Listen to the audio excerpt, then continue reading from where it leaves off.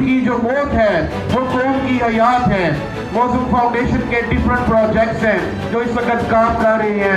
इसमें एक multi skill hub centre है जिसमें डिफरेंट बच्चों को स्किल्स और हुनर सिखाया जाता है, जिसमें 17 नवंबर को skill of Pakistan laptop initiative test का इंतजाम भी किया गया।